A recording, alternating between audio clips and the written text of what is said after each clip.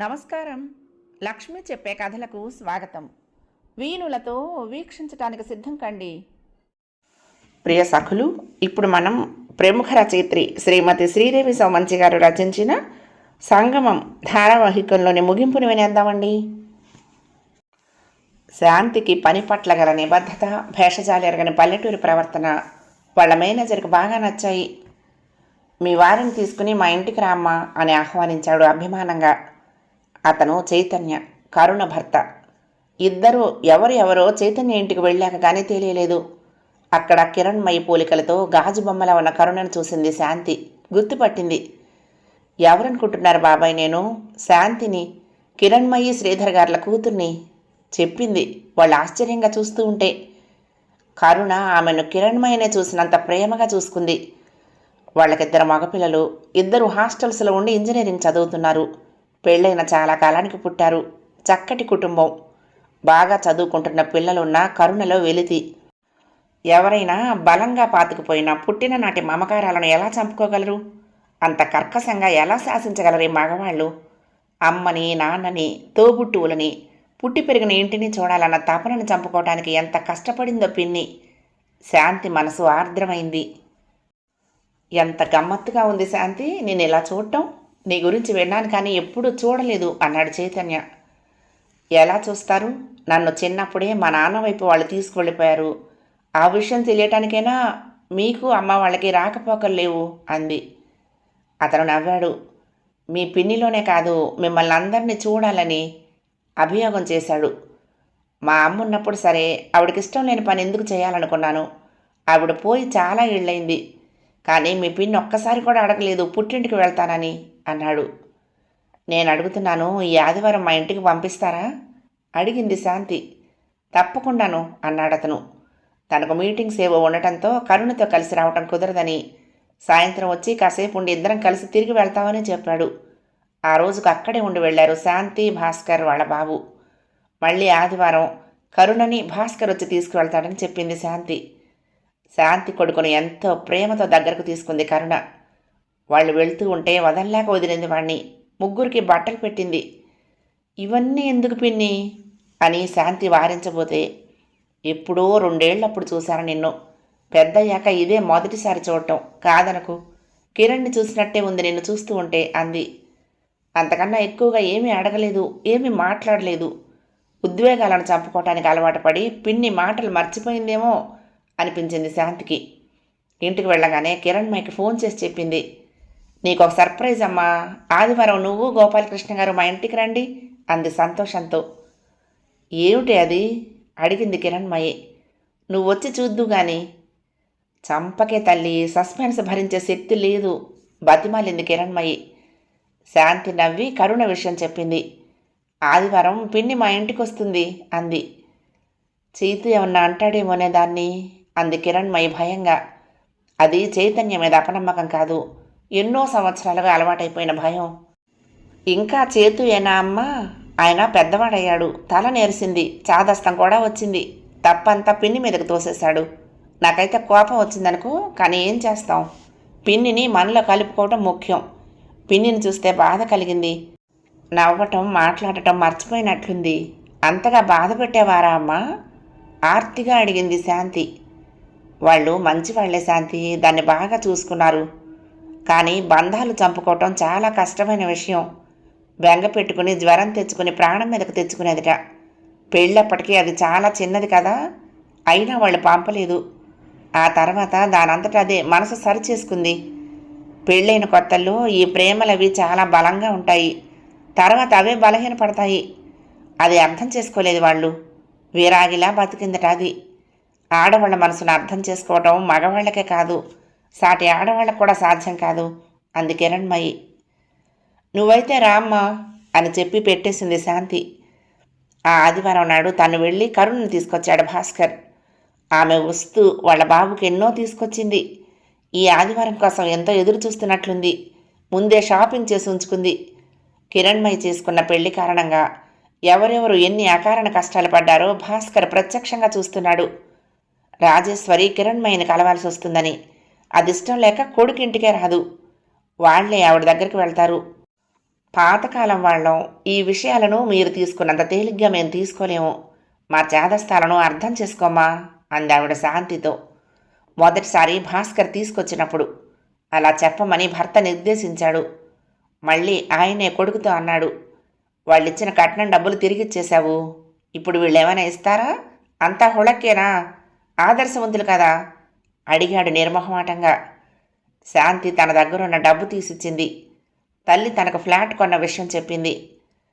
మీ అమ్మ నీకు ఫ్లాట్ కొనిస్తే మాకు అందులో కలిసి వచ్చేదేమిటి అనేశాడు ఉదాసీనంగా ఆయన. భాస్కర్ నిస్సహాయంగా చూశాడు. ఎంత హింస పెడుతున్నారు ఈ అమ్మాయిని అంతా కలిసి కుంచుకుపోయాడు. శాంతి ముందు తలెత్తుకు తిరగటానికి ఎన్నో ఏళ్ళు ఎదురుచూశాడు. ఇప్పుడు మళ్ళీ పాతాళానికి కృంగిపోయినట్లయింది. శాంతి బాధ అది కాదు. కిరణ్మయి ఇచ్చిన ఫ్లాట్ పనికొచ్చింది కానీ ఆమె పనికి రాలేదు. అదే తల్లితో అంటే, వాళ్ళ బంధాలు అవసరాలు నీతో శాంతి, వాళ్ళకి నాకు ఎలాంటి సంబంధమూ లేదు. ఎదుటి వాళ్ళ వలన మనం బాధపడుతున్నప్పుడు కూడా వాళ్ళ కోణాన్నే వాళ్ళు చూస్తున్నారు కానీ మరో కోణం నుంచి చూసి దీన్ని నివారించవచ్చని అనుకోవట్లేదు. నువ్వు కూడా అదే అలవాటు చేసుకో. ఒకళ్ళను బాధ పెట్టమని నేను అనను. నీ కోణం నుంచి నీకు సంతోషం ఇచ్చేవి వదులుకోకు. అందరం ఒకే దగ్గర ఉండాలని ఫ్లోర్ అంతా కొన్నాము.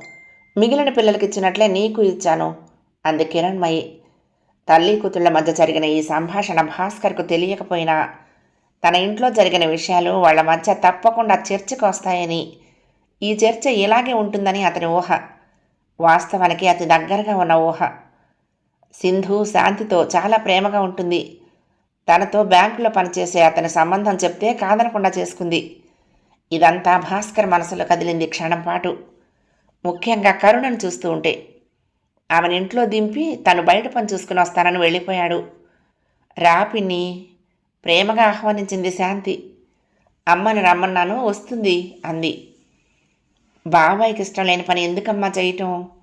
మమకారాలు అవి చంపుకుని ఇన్నేళ్లు గడిపేశాను. ఇంకా కొన్నేళ్లు కూడా ఇలాగే గడిపేయగలగటానికి అలవాటు పడిపోయాను అంది కరుణ. బాబాయ్ వాళ్ళు నీ మీద పెట్టిన ఆంక్షలు న్యాయమైనవేనా పిన్ని? కోపంగా అడిగింది శాంతి. మా అమ్మ మళ్ళీ పెళ్లి చేసుకుంటే మనం ఎందుకు త్యాగాలు చేయాలి? జీవితం ఆవిడది, ఆవిడకి నచ్చినట్టు గడుపుతుంది. అయినా మొన్న నేనంటే తనేమన్నారు? నీలోనే వాళ్ళని కలుసుకోవాలనే కోరిక లేదనేశారు. నిజంగా అమ్మను చూడాలని నీకు లేదా పిన్ని?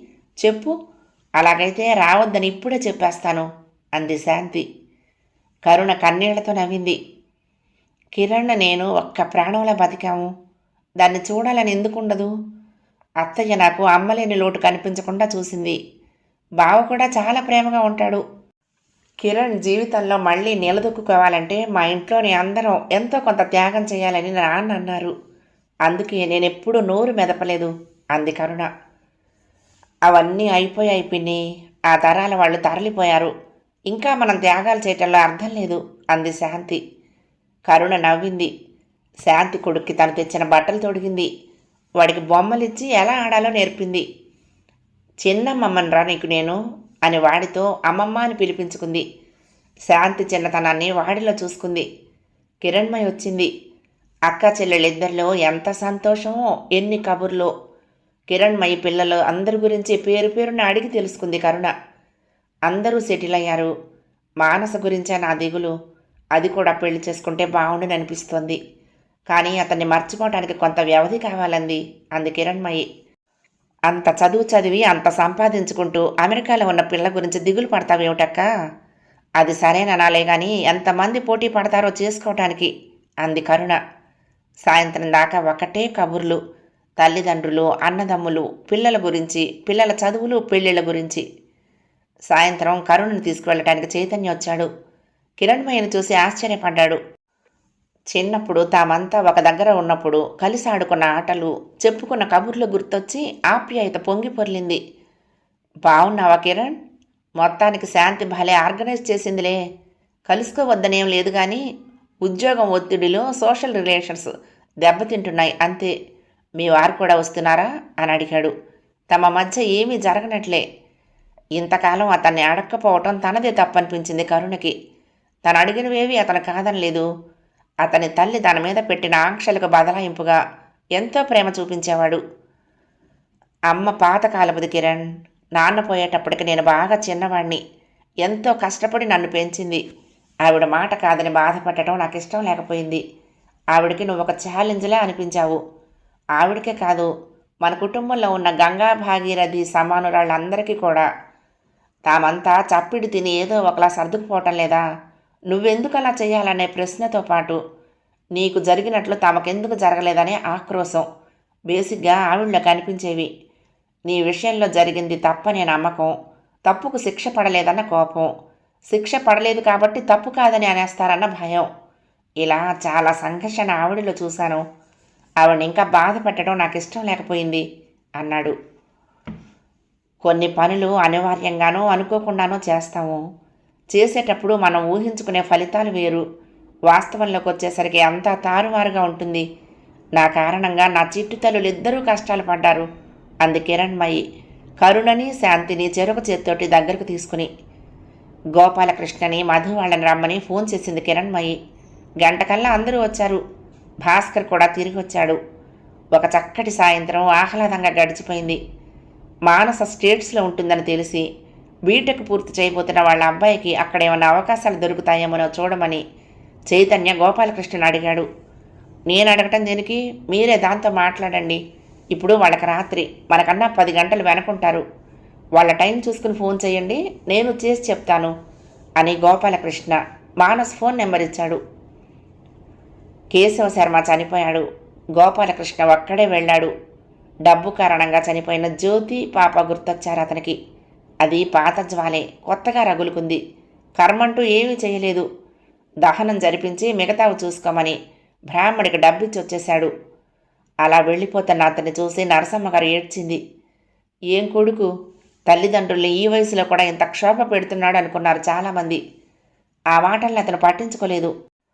అతని గుండెకైన గాయాల ముందు ఆ మాటలు చేసిన గాయాలు చాలా చిన్నవి. ఎందరిని కోల్పోయాడు తను. తలుచుకుంటే అదంతా గత జన్మలాగా అనిపిస్తుంది. ఆ జన్మకి పొందిన అనుభవాలకు సంబంధించిన వ్యక్తులు ఎవరున్నారని? వీళ్లే కదా. గుండె చిక్కబట్టినట్లయింది. మానసకి అమెరికాలో ఉండే పరిచయస్తుల ద్వారా ఒక సంబంధం వచ్చింది. అతను కూడా అక్కడే ఉద్యోగం చేస్తాడు. అతనికి మొదట మానస స్టేచర్ నచ్చింది. స్టేచర్ అంటే ఆత్మవిశ్వాసానికి, దృక్పథానికి సిగ్నేచర్ స్టేట్మెంట్ లాంటిది. వ్యక్తిత్వానికి ప్రతిబింబం అని కూడా చెప్పొచ్చు. దాన్ని దృష్టిలో ఉంచుకుని ఆమె గురించి, ఆమె కుటుంబాన్ని గురించి తెలుసుకున్నాడు. బహుళ వివాహాలు సామాన్యమైన అమెరికన్ సొసైటీలో ఎన్నో ఏళ్లుగా ఉంటున్న అతనికి కిరణ్మయి ద్వితీయం చేసుకోవటంలో వింతేమీ కనిపించలేదు. అదీగాక మన సమాజంలో పెళ్ళిళ్ళు కుటుంబ ప్రాధాన్యత నుంచి వ్యక్తి ప్రాధాన్యతకు మారుతున్నాయి. అతనికి మానసలో కాదనాల్సిన అంశం ఏదీ కనిపించలేదు. మానసకి కూడా అతను నచ్చాడు. ఇద్దరూ అరమరికలు లేకుండా అన్ని విషయాలు మాట్లాడుకున్నారు. అతను జెస్సీ అనే అమ్మాయితో బ్రేకప్ చేసుకున్న విషయం చెప్పాడు. తను బబులుతో మూవ్ ఆన్ అయిన విషయం మానస్ చెప్పింది. ఇదంతా యవ్వనంలో భాగమేమో. చూడగానే మనసు పారేసుకోవటం, ఆ తర్వాత లోతుగా చూసుకుని విభేదించుకుని విడిపోవటం అని నవ్వాడు అతను. మానస తలూపింది. మా పేరెంట్స్తో మాట్లాడండి అంది ఆమోద ముద్రకు సూచనగా. అటు ఇటు తల్లిదండ్రులు మాట్లాడుకున్నారు. సంబంధం స్థిరపడిపోయింది. ముహూర్తాలు పెట్టుకున్నారు. ఇంకా వారం రోజులుందనగా మానస ఇండియా వచ్చింది. తన వృత్తిపరంగా ఎంతోమంది యువతి యువకులను నిత్యం చూస్తూ ఉంటుంది కిరణ్మయి. యవనోద్వేగాలు, ఆకర్షణలు, ప్రేమలు, పెళ్లికి దారితీయని ఎన్నో కథలను చూసింది. అవి దారితీసిన విషాదాల గురించి వింది, చూసింది. పిల్లలతో ఇవన్నీ ఆచితూచి మాట్లాడి విశ్లేషించి చెప్పింది. వాళ్లతో చెప్పకుండా, ఈ విషయాలు మాట్లాడకుండా వాళ్ల చేత యవ్వనం అనే మహాప్రవాహాన్ని దాటించడం కష్టమని ఆమెకు తెలుసు. ఇంతకుముందు యువతి యువకులు ఒకరికొకరు ఎంత నచ్చినా ఒకరితో ఒకరు భేటీ పడి ఆ ఇష్టాన్ని ప్రేమగా మార్చుకోగలిగే అవకాశాలు చాలా తక్కువగా ఉండేవి. అలా ఏర్పడిన తొలి ఇష్టాలనే ప్రేమ అనుకుని పెళ్లి చేసుకుని భంగపడిన జంటలు ఎందరో ఉండేవారు అంది. ఒక్కొక్కసారి పరిపక్వత లేనప్పుడు తొందరపడిపోయి ప్రేమ బలపట్టం కన్నా ముందే దాన్ని పెద్ద ప్రమాదంలా మార్చుకోవటం జరిగేదిట. ఏది చేసినా కేవలం మన కోసమే కాకుండా మన తర్వాత తరం కోసం కూడా ఆలోచించాలి. అవసరమైతే కొంత త్యాగం చేయాలి. ప్రేమ, పెళ్ళి ఇవేవి పిల్లలు పుట్టడానికి ఉండక్కర్లేదు. పిల్లలు ఒక భౌతిక చర్య ద్వారా పుట్టేస్తారు. ఆ పిల్లకి సపోర్ట్ సిస్టమ్ ఏమిటనే పెద్ద ప్రశ్న మన మెడ మీద కత్తిలా వేళ్లాడుతూ ఉండాలి. శాంతి విషయంలో నువ్వెందుకు ఆలోచించలేదనే ప్రశ్నను నేను ఎన్నో కోణాల్లో నుంచి ఎంతోమంది నుంచి ఎదుర్కొన్నాను. నా జవాబు ఎవ్వరికీ అక్కర్లేకపోయింది. అడిగేవాళ్ళు ఒక మూస తయారు చేసుకున్నారు. నా జవాబు అందులో ఇమడలేదు కాబట్టి వాళ్ళు తిరస్కరించారు. నన్ను ప్రశ్నించటానికి ఇంకా బలమైన మూస తయారు చేసుకున్నారు. అంతే తప్ప కొత్తగా వస్తున్న మార్పులకు అనుగుణంగా దాన్ని మార్చలేదు. వీటన్నిటి వెనక ఉండేది ఒకటే, ఆ పిల్లల పట్ల బాధ్యత కన్నా భయం. ఉండాల్సిన భయమే కదా అంది ఇంకా వివరంగా చెప్తూ. పెళ్లికి కిరణ్మయ్య అన్న చందు అక్కడే వచ్చాడు. ఉదయ్ కానీ పిల్లలు కానీ రాలేదు. శ్రీకాంత్, రాధ వచ్చారు. వాళ్ళకి ఒక కూతురు. శాంతి కొడుకు కన్నా కొద్ది రోజులు పెద్ద. అందరికన్నా పెద్దవాడు మధు కొడుకు. కరుణ, చైతన్య పిల్లలు వచ్చారు. కొత్త బంధుత్వాలు అందరికీ ఆహ్లాదాన్ని ఇస్తున్నాయి. అంతకాలం తర్వాత కరుణను చూసినందుకు చందు కళ్ళలో నీళ్లు తిరిగాయి. ఎప్పటెప్పటి మమకారాలు పొంగి పొర్లాయి. ఎన్నేళ్లయిందమ్మా నిన్ను చూసి అన్నాడు చెల్లెల్ని ప్రేమగా దగ్గరకు తీసుకుని. తల్లికి నచ్చ చెప్పలేని తన అసమర్థతకి ఆవిడ పోయాక కూడా దూరంగా ఉన్నందుకు చైతన్య కొంచెం సిగ్గుపడ్డాడు. శాంతి ముందర దబాయించినట్లు దబాయించలేకపోయాడు. శ్రీకాంత్ని తన కొడుకు చేత తాత అని పిలిపించింది శాంతి. ఆయన్ని తాతను చేస్తే చేశావు, నన్ను మాత్రం నాయనమ్మను చెయ్యకు శాంతి. తన మీసాల్లో తెల్ల వెంట్రుకలున్నాయి. నా తల ఇంకా నెరవలేదు ప్లీజ్. రాధ నవ్వుతూ బతిమాలింది.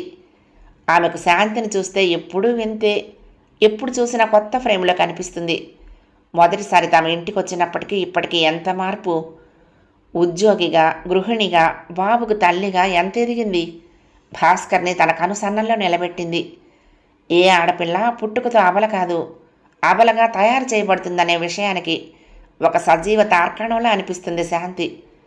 అందరినీ అలా ఒక దగ్గర చూసుకుంటూ ఉంటే కిరణ్మయ్యకి చాలా సంతోషంగా అనిపించింది. అందులో కూడా ఒక వెలితి.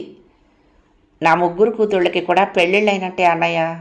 నువ్వెప్పుడు శుభవార్త చెప్తావా అని ఎదురు చూస్తున్నాను అంది చందుతో. ఉదయ ఆ కారణంగానే రాలేదని ఆమెకు తెలుసు. ఆ విషయాన్ని గురించి అతనితో వివరంగా మాట్లాడాలనుకుంది. అందరూ సందడిగా కబుర్లు చెప్పుకుంటూ ఉంటే ఆ మధ్య నుంచి అతని చేయి పట్టుకుని యువతలకు తీసుకొచ్చింది. ఇద్దరూ సిటౌట్లో కూర్చున్నారు. అతనికి ఈ పరిస్థితి ఇబ్బందిగా అనిపిస్తోంది. కిరణ్మయ్య అన్నది నిజం. ఆమె కూతుళ్ళందరికీ పెళ్ళిళ్ళయ్యాయి. తన కూతుళ్ళకు సంబంధాలు దొరకటం లేదు. అదే మాట అన్నాడు. ఎవరు పడితే వాళ్ళకి పిల్లల్ని ఇవ్వలేం కదా, అలాగని మొగుళ్ళని వెతుక్కోమని కిరణ్లాగా దేశం మీద వదిలేలేము అనేసింది ఉదయ. పెళ్లికి బయలుదేరొచ్చే ముందు దాకా అదే గొడవ. అన్నయ్య, సాంప్రదాయం అని చట్టాన్ని దాటి మనం అందరం యువతలకు వచ్చాము. మళ్ళీ దాంట్లో ఇమడటం కష్టం. ఇది మన కుటుంబానికే పరిమితమైన సమస్య. ఇప్పుడు అందరూ పిల్లల్ని సోషల్గా తిరగనిస్తున్నారు. హద్దుల్ని మనమే నిర్ణయిస్తాము. వాళ్ళకి టార్గెట్స్ని మనమే ఉంచుతాము. రోల్ మోడల్స్ని మనమే సెట్ చేస్తాము. మన ఆలోచనల పరిధిలోనే వాళ్ళు ఉండేటప్పుడు నలుగురిలోకి వెళ్ళనిస్తే తప్పేమిటి? సూటిగా అడిగింది కిరణ్మయి. ఉదయ వినదమ్మా అన్నాడు చందు. బాధపడతావని ఇంతకుముందు ఎప్పుడు నీతో చెప్పలేదు. నీ పెళ్లి తర్వాత వాళ్ళింట్లో చాలా మార్పు వచ్చింది. పైకి కలిసిపోయినట్లే ఉండేవారు, కానీ లోపల ఏదో జరిగింది. మేనత్త ఇలా చేసింది కాబట్టి పిల్లల్ని చాలా కట్టుదిట్టాల్లో పెంచాలని వాళ్ళు ఉదయకు బాగా బ్రెయిన్ వాష్ చేశారు. అదే కాకుండా వాళ్ళ వైపు సంబంధాలు కలుపుకోలేదు, దూరం పెట్టారు. ఒక రకంగా చెప్పాలంటే తను పశ్చాత్తాపపడుతోంది. అలాంటి స్థితికి తనను తీసుకొచ్చారు. ఉదయ ఇది వరకటి మనిషి కాదమ్మా బాధపడుతూ చెప్పాడు చందు. కిరణ్మయి గట్టిగా నిశ్వసించింది. నువ్వు చెప్పకపోయినా నాకు అర్థమైంది. నేను ఈ రోజున ఇలా ఉన్నానంటే దానికి నువ్వు వదినే కదా కారణం. నేనొక్కదాన్నే పిల్లా పాపలతో సంతోషంగా ఉంటే సరిపోతుందా? నీ కూతుళ్ళు అలా ఉండిపోతే నాకు బాగుంటుందా? వదినతో నువ్వు గట్టిగా మాట్లాడన్నయ్యా. మేము భాస్కర్ని మా పిల్లలకి రోల్ మోడల్గా చూపించాము. అలాంటి వాడైతే సుఖపడతారని అన్యాపదేశంగా చెప్పాము. అతను శాంతిని బాధపెట్టాడు, నిన్ను నాన్నని అవమానించాడు. అలాంటి వాడు మంచివాడు ఎలా అవుతాడని అడిగింది మధు. అతనికి మా గురించి తెలియకముందు ఇవన్నీ జరిగాయి. తెలిసాక తను తప్పు సరిదిద్దుకున్నాడు, గొప్ప విషయమే కదా అన్నాను. అప్పుడు మధు ఒప్పుకుంది. ప్రహ్లాదతో దాని పెళ్లి జరిగింది చెప్పింది కిరణ్మయి. వాళ్ళిద్దరూ కూడా గొడవలు పడ్డారు కదా చందు గుర్తు చేశాడు. ఒకరికొకరు అలవాటు పడే ముందు జరిగే గొడవలవి. మా ఇంట్లో అనేసరికి ఏ విషయాన్నైనా ఒక ప్రత్యేక దృష్టితో చూస్తారు. పెళ్లి వరకు మనిషిలోని మంచి వైపు మాత్రమే కనిపిస్తుంది. ఆ తర్వాత అంతరంగాల్లోకి ప్రవేశం జరుగుతుంది. ఇది నిజ రూపం. దానికి అలవాటు పడటానికే ఏ భార్యాభర్తలైనా పెళ్ళైన కొత్తల్లో సంఘర్షిస్తారు. మధు విషయంలో అదే జరిగింది. తర్వాత దానికి ప్రహ్లాద దృక్పథం అర్థమైంది. అలా జరగాలని నేను కోరుకోకపోయినా శాంతి జీవితం అప్పట్లో ఒడిదుడుకుల్లా పడటం అనేది నా పెళ్లి యొక్క పర్యవసానం. అతను దాన్నే చెప్పాలని ప్రయత్నించాడు. అది అపార్థం చేసుకుంది. తర్వాత సర్దుకున్నారు. మేమెప్పుడూ ఒకసారి ఏర్పడిన బంధాన్ని నిలుపుకునే దిశగానే పిల్లల్ని ప్రోత్సహించాం తప్ప తెగ్గొట్టుకునే దిశగా మాత్రం కాదు. చివరిది మానస. అది వేదవతి కొడుకుని ఇష్టపడింది. ఇద్దరూ పెళ్లి చేసుకుందామనుకున్నారు. అలాగని వాళ్ళేం చదువు పాడు చేసుకోలేదు. 4 ఏళ్ల పాటు నిగ్రహించుకుని ఇద్దరికీ ఉద్యోగాలు వచ్చాక వాళ్ళ ప్రేమను ప్రకటించారు. అప్పుడు మా ముందుకొచ్చారు. అప్పుడు తెలిసింది వాళ్ళిద్దరికీ ఎవరెవరో అంది కిరణ్మయి. వేదవతి ఎవరు? ప్రశ్నించాడు చందు. శ్రీధర్ చెల్లెలు. అతనెవరో తెలియగానే పెళ్లి వద్దునుకని ఇద్దరూ విడిపోయారు. అనుకోకుండా మానసుకు ఈ సంబంధం వచ్చింది. వాళ్ళ సంబంధాలు వాళ్లే వెతుక్కున్నారని వదిన అంటుంది. అన్నయ్య, అదే మామూలు పరిస్థితుల్లోనైతే పిల్లలు బుద్ధిమంతులు కాబట్టి వెతుక్కుంటూ వచ్చాయి సంబంధాలని అనరా?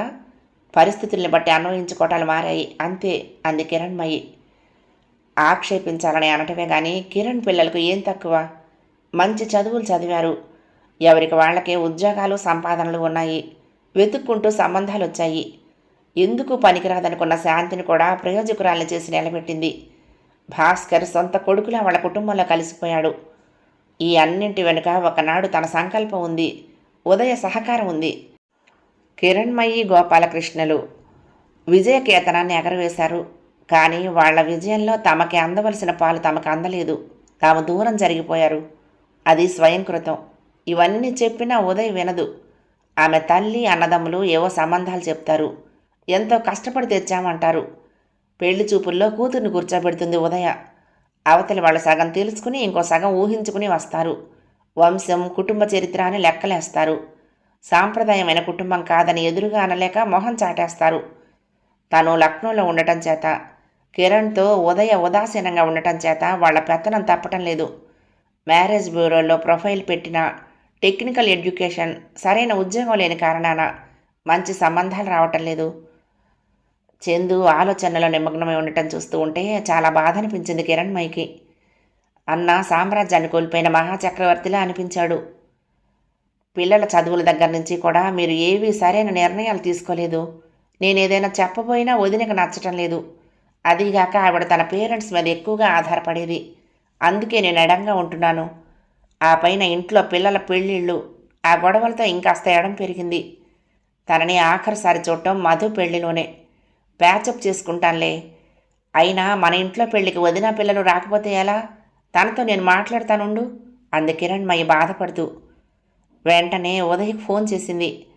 ఏంటి వదినా మీరు రావట్లేదుట అన్నయ్య చెప్పాడు ఆరాటంగా అడిగింది. అన్నయ్య వచ్చారు కదా కిరణ్ అంది ఉదయ. అయితే మాత్రం మీరు ముగ్గురు రారా? ఇంటికి పెద్దదానివి, నువ్వు రాకుండా శుభకార్యం ఎలా చేస్తాం? ఫ్లైట్ టికెట్స్ బుక్ చేస్తాను, వెంటనే బయలుదేరండి. పెళ్ళికి ఇంకా ఎన్ని రోజులు లేనే లేదు. హైదరాబాద్ దాకా వస్తే అక్కడి నుంచి ఎవరో ఒకరు తీసుకొస్తారు. పిల్లలందరికీ కలిపి చీరలు బ్లౌజులు రెడీ చేయించి పెట్టాను. ఏమీ తెచ్చుకోనక్కర్లేదు. ప్లీజ్ వదినా వచ్చేయండి అంది కిరణ్. నేనొక్కదాన్నే వస్తాలే కిరణ్, అన్నయ్య పక్కన నిలబడతాను. పిల్లలెందుకు, అందరిలో తేలిక పడతారు అంది ఉదయ అయిష్టంగా కాదనలేక. వాళ్ళని చులకం చేసేవాళ్ళెవరు? వాళ్ళేమైనా పై పిల్లలా? అన్నట్టు కరుణా చేతు వాళ్ళ పిల్లలు కూడా వచ్చారు. నువ్వు వస్తావని ఎంతో ఎదురు చూస్తోంది అది. టికెట్స్ బుక్ చేసేస్తున్నాను, ఇంకేం చెప్పొద్దు అంది కిరణ్మయి. మరీ పంతంగా ఉండలేకపోయింది ఉదయ. సరేనని ఫోన్ పెట్టేసింది. వెళ్ళకపోతే బాగుండదమ్మా, అసూయపడుతున్నాం అనుకుంటారు అంది ఆమె పెద్ద కూతురు శశి. అవునంది రెండో పిల్ల జ్యోత్స్న. అప్పటికప్పుడు అన్నీ సర్దుకుని బయలుదేరారు. వాళ్ళని పికప్ చేసుకోవటానికి భాస్కర్తో కలిసి వెళ్ళాడు గోపాలకృష్ణ. ఎదురు వెళ్ళి లోపలికి తీసుకొచ్చింది కిరణ్మయి. లోపలికి అడుగు పెట్టగానే ఉదయని హత్తుకుపోయింది కరుణ. ఆ ప్రేమకు చెలించిపోయింది ఉదయ. ఏళ్లుగా గడ్డ కట్టుకుపోయిన మౌఢ్యం కరగటం మొదలైంది. చందు తేలిగ్గా నిశ్వసించాడు. ఇలాంటి రోజు మళ్ళీ చూస్తాననుకోలేదు. అందరం ఒకచోట కలిశాం అంది కిరణ్మయి. పెద్దవాళ్ళంతా ఒకచోట చేరారు. పెళ్లి పనులు తలా ఒకరు పంచుకున్నారు. ఒకవైపు చైతన్య, గోపాలకృష్ణ, మరోవైపు ఇద్దరల్లుళ్ళు. కిరణ్మయికి మనసంతా నిండిపోతున్నట్లుంది. అక్కడ హాల్లో శాంతి కొడుకు అమ్మతో మహా గొడవ పడుతున్నాడు అన్నం తినటానికి. ముద్ద నోటిదాకా వచ్చాక తల తిప్పేసుకుంటున్నాడు. అమ్మ చేతిని నెట్టేస్తున్నాడు. లేచి ఒంగుని 2 కాళ్ల మధ్య నుంచి అమ్మను చూస్తున్నాడు. వాడిని కూర్చోబెట్టి 2 చేతుల్ని మణికట్టు దగ్గర కలిపి పట్టుకుని అతి కష్టం మీద ఒక్క ముద్ద తినిపించగలిగింది శాంతి. పిల్లలకి అన్నం పెట్టడం శాంతిని చూసి నేర్చుకోవలసిందే. ఎంత ఓపిగ్గా పెడుతుందో దానికి అసలు విసిగే రాదు అంది మధు వాళ్ళిద్దరినీ చూసి నవ్వుతూ. భాస్కర్కి కొంచెం దూరంగా కూర్చుని ఉన్నారు వాళ్ళిద్దరూ. శాంతి ముఖం పక్క నుంచి కనిపిస్తోంది. చెవి జోకా ఊగుతోంది. చిన్న పాయ జుట్టు చెంప మీదకు జారుతోంది. ముఖంలో వింత కాంతి. కార్తికేయ అంటే చాలా ప్రేమ శాంతికి. అమ్మకి కొడుకు మీద ప్రేమ లేకుండా ఉండదు. కానీ ఆమెది అసాధారణమైన ప్రేమ. చిన్నప్పటి నుంచి తన గుండెల్లో నింపుకున్న ఒంటరితనాన్ని వాడితో పంచుకుంటోందనిపిస్తుంది భాస్కర్కి. అయితే తల్లి కొడుకుల మధ్య అతను కూడా దూరమే. తల్లిని బాధ పెట్టకూడదనో, ఆ ఇంట్లో ఒక సమస్యగా మిగలకూడదనో తనతో రాజీ పడిందనిపిస్తుంది. నిజమే, తను ఆమెను చాలా బాధ పెట్టాడు. అంత కోపాన్ని, తిరస్కారాన్ని తన నుంచి చూశాక ఆమె మనసులో ప్రేమ అనేది ఎక్కడి నుంచి పుడుతుంది? ఇప్పుడు మాత్రం తనకి ఆమె పంచప్రాణాలు. ఆ విషయం శాంతి ఎప్పటికి గుర్తొస్తుందో. బావా, అక్క అంత ముద్దొస్తోందా? అతను తదేకంగా శాంతిని చూడటం గమనించి అల్లరిగా అడిగింది మానస. తనని అలా చూస్తూ ఉంటే చాలా సంతోషంగా ఉంటుంది. మనం తను కోల్పోయిన బాల్యాన్ని వాడితో పాటు అనుభవిస్తోంది అనిపిస్తుంది. తన మనసులో ఉన్న మాటను ఆమెకు చెప్పాడు. మానస కొంచెం లోతుగా చూసింది. అక్క అకారణంగా చాలా కష్టాలు పడింది బావా. ఇక్కడ అమ్మ కూడా సంతోషంగా లేదు. శాంతిని తలుచుకుని ఏడ్చేది. అన్నం తింటున్నా, మమ్మల్ని ముద్దు చేస్తున్నా, ఏం చేస్తున్నా సగం మనసు వెతుకులాటలోనే ఉండేది ఆవిడికి. ఒక్కొక్క రోజు తినే కంచం ముందు నుంచి లేచి వెళ్ళిపోయేది. ఎవరైనా ఏడిస్తే ఓదార్చడం నాన్నకు అస్సలే రాదు. పైగా శాంతికి అలా జరిగిందనే అపరాధ భావన కూడా ఉండేదనుకుంటాను. అమ్మనే కోప్పడేవారు. ఇద్దరి మధ్య మాటలాగిపోయేవి. ఎవరి గదుల్లో వాళ్ళు నిశ్శబ్దంగా ఉండిపోయి 2-3 రోజుల తర్వాత చీకటి గుహల్లో నుంచి ఆది మానవుల్లో యువతలకు వచ్చేవారు. ఎవరూ సంతోషంగా లేము. అంటే ఏడుస్తూ గడిపామని కాదు, ఏదో వెలితి. చుట్టూ ఉన్నవాళ్ళు కూడా మమ్మల్ని కొంచెం వేరుగా చూసేవారు. అమ్మని నోములకి, వ్రతాలకు పిలిచేవారు కాదు. అసలు తనే వాటికి వ్యతిరేకం అనుకో. అయినా మనం వద్దనుకోవటం వేరు, అవతలి వాళ్ళు మనని వద్దంటం వేరు చెప్పింది. మా పెళ్ళి ఆగిపోయిన రోజు రాత్రి శాంతి నన్ను రమ్మని కబురు చేసింది. మనం ఈ అమ్మాయికి అంత తెగింపు అనుకున్నాను. కానీ ఆ రోజున అటువంటి పరిస్థితుల్లో అంత రాత్రి వేళ నా కోసం గంటసేపు ఎదురు చూస్తూ డాబా మీద ఒంటరిగా ఉండిపోయినా, అంత జరిగినప్పుడు కూడా ఎవరూ తనను పట్టించుకోలేదన్న విషయం నాకు తోచనే లేదు. ఇప్పుడు తలుచుకుంటే ఒళ్ళు జల్లుమంటుంది. నిజంగా నేను తెలివి తక్కువ వాణ్ణి. అర్థం లేని కోపంతో తనతో తగువ పడ్డాను. బాధపడ్డాడు భాస్కర్. పోనీ బావా, అవన్నీ గడిచిపోయిన రోజులు. అందరం ఒడ్డున పడ్డాము. ఎలాంటి స్పర్ధ లేకుండా పుట్టే ప్రేమ తాటాకు మంట లాంటిదిట అని నవ్వింది. నీకలా తెలిసింది మనం? ఎంటెక్లో సబ్జెక్టుగానే ఉందా? అతను పరిహాసం చేశాడు. ఇద్దరూ ఇంకా మాట్లాడుకుంటూనే ఉన్నారు. బయట ఆటో ఆగిన శబ్దమైంది. ఎవరా అని చూస్తే సింధు, ఆమె భర్త, వాళ్లతో పాటుగా శ్రీను. వీడెక్కడ కలిశాడు మీకు? తమ్ముడిని ప్రేమగా దగ్గరకు తీసుకుంటూ ఆడపడుచుని పలకరించింది శాంతి. ఆమె భర్తను కూడా పలకరించి అత్తమామల క్షేమ సమాచారాలు అడిగింది. వాళ్ళు రానందుకు ఆమె మనసులో ఎక్కడో చిన్నగా గుచ్చినట్టు అనిపించింది. పైకి వ్యక్తం చేయకుండా నవ్వుతో దాన్ని కప్పేసింది. స్టేషన్లో కలుసుకున్నాము, ఒకే ట్రైన్ దిగాం, శ్రీను చెప్పాడు. అతను హాస్టల్లో ఉండి బీటెక్ చదువుతున్నాడు. నీకన్నా పొడుగే నేను అన్నాడు శాంతి భోజానికి తన భుజం ఆనించి చూసుకుంటూ. పోరా, ఇప్పటికయ్యావు నా అంత అంది శాంతి వెక్కిరింతగా. వాళ్ళిద్దరికీ ఎప్పుడూ అదే గొడవ. వాళ్ళు ముగ్గురు కూడా రావటంతో ముఖ్య అతిథుల జాబితా పూర్తయింది. కిరణ్మయి నిర్మించుకున్న చిన్న కుటుంబం అది. ఇంచుమించు ఒక వయసు వాళ్ళైన 7 ఆడపిల్లలు ఒకచోట చేరటంతో ఒకటే సందడిగా ఉంది.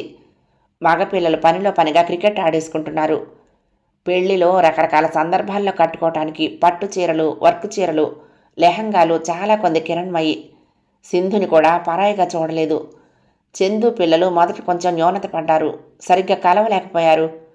కానీ చుట్టూ ఉన్న కోలాహలం, సందడి వాళ్ళని కలిపేసుకున్నాయి. మెహందీ, సంగీత్ ఫంక్షన్లు, పెళ్లి కూతుర్ని చేయటం, పెళ్ళి, ఆకాశంలో ఉన్న తారకలన్నీ దిగొచ్చి పెళ్లి వేదికను అలంకరించినట్టుంది. ఆ అందరి మధ్యన పెళ్లి అలంకరణలో ప్రత్యేకంగా ఉన్న తన తారకను ఆరాధనగా చూశాడు సుధీర్. అదే సమయానికి కళ్ళెత్తి చూసిన మానస పెదాల మీద చిరునవ్వు మెరిసింది. అది పల్చటి వెన్నెల్లా అతని మనసంతా నిండిపోయింది. పెళ్ళయ్యాక ఇంకొక 3 రోజులే ఉంది మానస ఇండియాలో. పెళ్లికి ముందే సెలవు పెట్టింది కాబట్టి ఇంకా ఉండే వీలు లేకపోయింది. మొదటిసారి అమెరికా వెళ్తున్నప్పుడు బబ్బులుతో బంధాన్ని తెంచుకున్నందుకు బాధ. ఇప్పుడున్నది సుధీర్తో ప్రేమను పంచుకుని తన వాళ్లకు దూరంగా వెళ్తున్నందుకు. పెళ్ళవగానే వెళ్తానని బయలుదేరిన ఉదయని బలవంతంగా ఆపింది కిరణ్మయి. సెలవు లేదని చందు వెళ్ళిపోయాడు. మనం తీరిగ్గా కలుసుకుని ఎంతకాలమైంది, మాట్లాడుకున్నట్లే లేదు, 4 రోజులు ఉండొదినా అని బలవంత పెట్టింది. కరుణ మళ్ళీ వస్తానని వెళ్ళింది. మానసను పంపించాక మిగిలిన వాళ్ళందరూ ఎక్కడి వాళ్ళు అక్కడికి వెళ్ళిపోయారు. శ్రీను కూడా వెంటనే వెళ్ళిపోయాడు. శాంతికి ఇంకా సెలవు మిగిలి ఉండటంతో శశిని, జ్యోత్సని తన ఇంటికి తీసుకువెళ్ళింది. అప్పుడు చిక్కింది వదిన మరదళ్ళకి మాట్లాడుకునే తీరిక. వీళ్ళిద్దరూ శాంతి కన్నా పెద్దవాళ్ళు. శాంతికి పెళ్లి చేసి వాళ్ళు పంపించారు. తర్వాత పెళ్లి పిలుపు అన్నయ్య దగ్గర నుంచి వస్తుందనుకున్నాను, రాలేదు. 6 ఏళ్లు గడిచాయి. మధు చదువయింది, ఉద్యోగం వచ్చింది, సంబంధము వచ్చింది. ఆ అబ్బాయి అసలు ఆగలేదు. పెళ్లి చేస్తారా చేయరా అన్నట్లు కూర్చున్నాడు. అన్నీ నప్పిన సంబంధం, ఆగటం ఎందుకని చేసేశాము. ఇంకో 2 ఏళ్ళు మనో పెళ్ళి. మీ అన్నయ్య పిల్లలకు కూడా దాదాపుగా అయిపోయాయి. ఏమైంది వదినా, ఎందుకు మన పిల్లలకు కుదరటం లేదు సూటిగా అడిగింది కిరణ్మయి. ఉదయ మాట్లాడలేదు. మరో పెళ్లివైపు నన్ను డ్రైవ్ చేసిన ఆ స్పిరిట్ ఏమైంది నీలో? ఆ రోజు జరిగింది తప్పని నీకు ఇప్పుడు అనిపిస్తోందా వదినా అడిగింది కిరణ్మయి. ఎప్పుడో జరిగినవి ఇప్పుడు దేనికిలే కిరణ్. ఉదయ మాట దాటేసే ప్రయత్నం చేసింది. అందులో ఆమె అప్రసన్నత కానీ కనిపించకుండా ఉంది. నేను చెప్పనా వదినా, మా ఇల్లు చూస్తే సరైనది అనిపిస్తోంది. మీ ఇంటిని చూసుకుంటే అలాంటి పొరపాటు ఎందుకు చేశానా అనిపిస్తోంది. అంతేనా వదినా? నిన్ను నన్ను ఇలా వేరు చేసి ఎప్పటి నుంచి చూస్తున్నావు? మన మధ్య ఇంత దూరం ఎందుకు పెరిగింది అడిగింది. తప్పో ఒప్పో చెప్పలేకపోతున్నాను కిరణ్. మీ పెళ్ళి నేను ఒక్కదాన్నే చేసింది కాదు. పెద్దవాళ్ళందరూ నిలబడి ప్రోత్సహించారు. నువ్వు సంతోషంగా ఉన్నావంటే నాకు సంతోషమే అంది ఉదయ. నేను సంతోషంగా ఉండటం అంటే నేను ఒక్కదాన్ని బాగుండి మీరు బాధపడటం మాత్రం కాదు. ఉదయ తలదించుకుంది. ఎక్కడో అసంబద్ధత ఉంది. అదెక్కడో అర్థం కావటం లేదు. కిరణ్ 2వ పెళ్లి చేసుకోవటాన్ని తన పుట్టింట్లో ఎవరూ సమర్థించలేదు. పైగా చందుని వెనక్కు లాగి ఆపనందుకు తనను చాలా నిందించారు. మీ చిన్నాడబిడ్డకు కూడా పెళ్లి చేసేశారు మీ అత్తవారు. మీ కర్మ మీదని వదిలేశారు. కిరణ్మయి వయసులో ఉంది, తొందరపడిందేమో. పెద్దవాళ్ళు బుద్ధి చెప్పక్కర్లేదా? పెళ్లి చేసినంత మాత్రాన తప్పు ఒప్పైపోతుందా? నీకు 2 ఆడపిల్లలు. మేనత్త ఇలా ఉంటే వాళ్ళని ఎవరు పెళ్లి చేసుకుంటారు అని చాలా భయపెట్టారు. ఆ ప్రశ్న మామగారు కూడా అడిగారు. కానీ అప్పుడు భయం అనిపించలేదు. వీళ్ళంతా ఉన్నారు కదా అనే ధైర్యం ఉండింది. తల్లి వాళ్ళు తలో మాట అనేసరికి ఆ ధైర్యం సడలిపోయింది. వెన్నెముక లేని జీవిలాగా ఊగిసలాడి చివరికి వాళ్ల మీద వాలిపోయింది. తన తల్లిది అన్నదమ్ములది ప్రేమే, అది కాదనలేని సత్యం. పోతే కిరణ్మయి పెళ్ళి అనే సంఘటనని వాళ్ళు చూసిన కోణం వేరు. అందులో ఆదర్శం లుప్తమైంది. అందరం కలిసి ఈ పని చేశాము. ఫలితాన్ని అందరం కలిసి అనుభవించాలి, మంచైనా చెడైనా. నువ్వెందుకు దూరం జరిగావు వదినా సూటిగా అడిగింది కిరణ్మయి. ఉదయ దగ్గర జవాబు లేదు. ఇలా అంటున్నానని మరోలా అనుకోకు. మీ అమ్మ వాళ్ళు పెద్దవాళ్ళు, పల్లెటూరి వాళ్ళు, మనలా ఆలోచించలేరు. మళ్ళీ మౌనమే శరణ్యమైంది ఉదయకి. మా అమ్మాయి ఆడబడుచు భర్త పోయాడు, మళ్ళీ పెళ్లి చేసుకుందని అందరికీ చెప్పుకున్నారు. పిల్లనిచ్చుకున్నాం కదా, ఇష్టం లేకపోయినా మాకు తప్పదు. ఆవిడ మా ఇంటికి రాదు అంటారు. మీ అన్నయ్యల పిల్లలకు సంబంధాలు చూసేటప్పుడు అవే మాటల్ని వీళ్ల విషయంలోనూ అంటారు. అక్కడ నేను వాళ్లకు దూరం, ఇక్కడ వీళ్లకు మేనత్తను. నేను కనిపించను. ఎలాంటి దాన్నో తెలియదు. నా పెళ్లికి దారితీసిన పరిస్థితులు ఏమిటో తెలియదు. నా పోలికలు వస్తాయేమోనని భయపడతారు. వదినా, నేను మీ వాళ్లను తప్పు పట్టను అంది కిరణ్మయి. ఉదయకి తేడా స్పష్టమైంది. పిల్లలకు సంబంధాలు నా సమక్షంలో వెతకండి, మమ్మల్ని పరిచయం చెయ్యండి. అవతలి వాళ్ళ మనసులో అనుమానాలకు అవకాశం ఇవ్వండి. వ్యవహారాలు పారదర్శకంగా లేనప్పుడే సమస్యలు తలెత్తుతాయి. చాలా స్పష్టంగా చెప్పింది కిరణ్మయి. ఇప్పటికీ మించిపోయింది ఏమీ లేదు. చాలామంది పిల్లలు ఆలస్యంగానే చేసుకుంటున్నారు. మాకు చాలామంది పరిచయస్తులున్నారు. ఉద్యోగం చేయకుండా ఇంట్లోనే ఉండి కుటుంబాన్ని చూసుకుంటే చాలని వెతుక్కుంటున్న వాళ్ళు కూడా ఉన్నారు. పిల్లలిద్దరూ చక్కని చొక్కలు, వాళ్ళకేం తక్కువ? ఏడాది లోపల ఇద్దరికి కలిపి ఒకేసారి చేసేద్దాం అంది కిరణ్మయి. ఒక్కొక్కసారి ఏది మంచో ఏది చెడో తెలియకుండా అయిపోతుంది కిరణ్. నువ్వన్నట్లు మా అమ్మ వాళ్ళు చూసే కోణం వేరు, మనం ఉన్న పరిస్థితి వేరు. రెండిటికి సమన్వయం కుదరలేదు. నేను వాళ్ళు చెప్పిందల్లా విన్నాను. నేనేవో కష్టాల్లో పడిపోయాననే నమ్మాను. అక్కడికి మీ అన్నయ్య అనేవారు, కిరణ్ని అడుగు, తన సలహా తీసుకో అని. భయం కిరణ్ నాలో. అభ్యుదయం అన్నది నీ ఒక్క దగ్గర ఆగదు అని. నీ పిల్లల్ని చూశాక నా కళ్ళు తెరుచుకున్నాయి. శశి జ్యోత్స్నలను నీ చేతుల్లో పెడుతున్నాను. ఇక నీదే భారం అంది ఉదయ. ఆమె గొంతు జీరబోయింది. అంత పెద్ద మాటలొద్దొదినా, వాళ్ళిద్దరూ నా మేనకోడళ్ళు.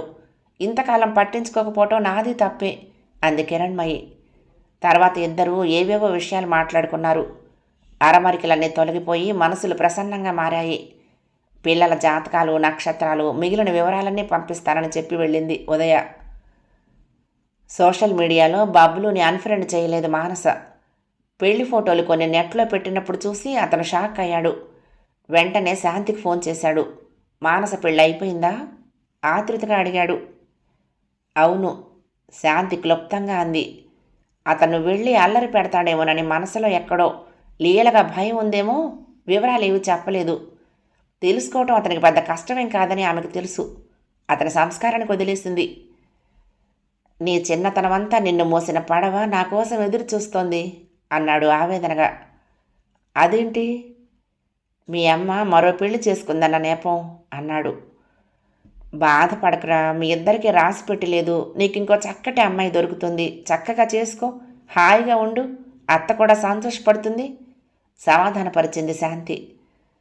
సంతోషం, ఆ పడవలో నీ ప్రయాణం పూర్తయింది, నాది ఇప్పుడే మొదలైంది అన్నాడు. అతని గుండెల నిండా దుఃఖం నిండింది. గొంతు వణికింది. శాంతి నిశ్వసించింది. కాలం గడుస్తున్న కొద్దీ అనుభవం జ్ఞాపకంగానూ బాధగానూ విడిపోయి బాధ కాలంలో కరిగిపోతుంది. జ్ఞాపకం మాత్రమే మిగులుతుంది. ఆ విషయం ఎవరికి వాళ్ళకే తెలుస్తుంది. నాకు తెలిసింది కాబట్టి చెప్తున్నాను. బాధని కరిగిపోని నీ మనసు పొరల్లో ఉండే ఎన్నో జ్ఞాపకాల్లో మానసని కూడా చేర్చుకో అని పెట్టేసింది. వెంటనే బబ్లు తల్లి దగ్గర నుంచి ఫోన్. మానసకు పెళ్ళైపోయిందటగా, నేను చెప్పలేదా? వాళ్ళు ఒక మగవాడికి కట్టుబడి ఉండే మనుషులు కాదని అంది. ఆమె గొంతులో అహం తృప్తి పడిన భావన వ్యక్తమైంది. మరేం చేయమంటావమ్మా? చేసుకోక?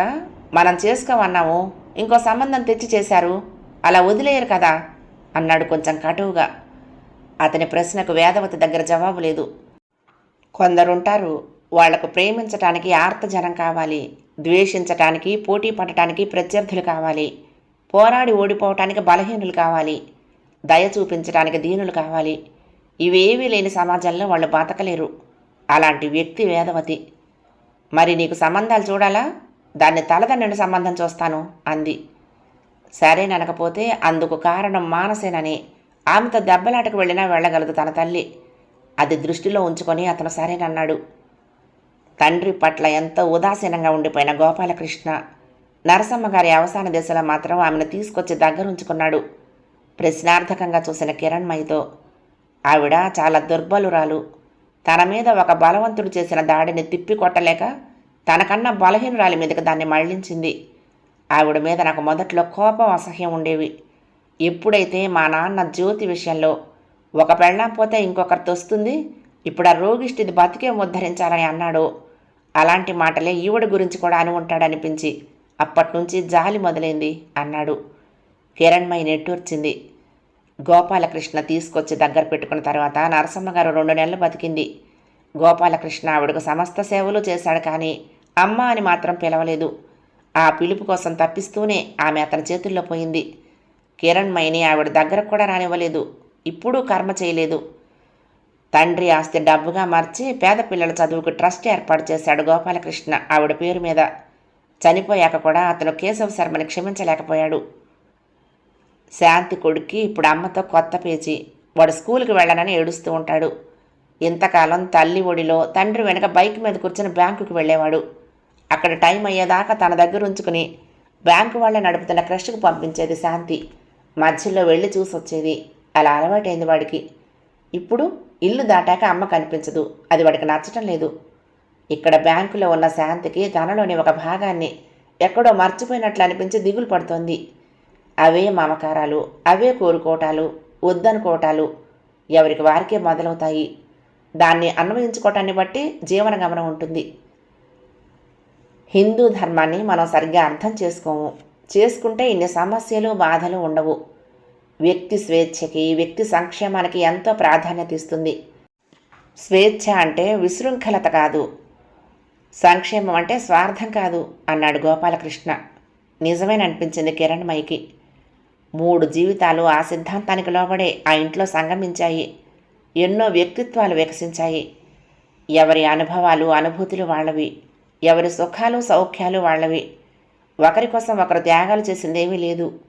పరిధుల్ని అతిక్రమించకుండా కర్తవ్యాన్ని పూర్తి చేసుకున్నారు. కర్తవ్యం పుట్టినందుకు సంతోషంగా బతకటానికి అవసరమయ్యే అవకాశాలను అందుకునే దిశగా ప్రస్థానించటం. పెళ్ళవ్వకముందు మనకే బాధ్యతలు లేవు. శాంతి పుట్టాక కూడా అందరి మధ్యన దాని భారం నాకు తెలిసేది కాదు. పెళ్లి చేసుకున్నాం, పిల్లల్ని కన్నాం. పెళ్లి చేసుకున్నందుకు, పిల్లల్ని కన్నందుకు ఎన్నో సమస్యల్ని ఎదుర్కొన్నాం. ఎన్నో తిరస్కారాలు రుచి చూసాం. జీవితం అంటే ఇదేనా, ఇంతేనా అంది కిరణ్మయి. ఆమెలో ఏదో అసంతృప్తి. అలాంటి చింతన మొదలైందంటే జీవితంలోని తర్వాత దశకు ప్రయాణం మొదలైనట్టే. గోపాలకృష్ణ నవ్వాడు. నిజమే నువ్వు చెప్పింది. వీటన్నిటి కోసం పెళ్లి చేసుకున్నావా, లేక పెళ్లి చేసుకున్నందుకు ఇవన్నీ బోనస్గా వచ్చాయా అనేది ఆలోచించాల్సిన విషయం అన్నాడు. దీనికి ఇప్పటి వరకు ఎవ్వరూ జవాబు చెప్పలేదు. తాత్వికంగా అంది కిరణ్మయి. నవల సమాప్తం. ప్రియ సఖులు, ఈ నవల మీకు నచ్చితే తప్పకుండా లైక్ చేయండి, షేర్ చేయండి, కామెంట్ చేయండి, సబ్స్క్రైబ్ చేసుకుని నన్ను ఎంకరేజ్ చేయండి. ఉంటానండి. ప్రేమతో లక్ష్మి, కృష్ణా తీరం, దుర్గమ్మ సన్నిధానం. నమస్తే.